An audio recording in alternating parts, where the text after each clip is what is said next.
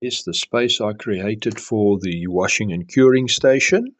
I removed my Easy 3D printer and I've placed that next to my Creality Halo 1 on the shelf. And there you can see my old washing station was that little tub. And there's my UPS and shelf for spares and gloves, etc. And there's the new curing station, and there's my Halo Marge in place.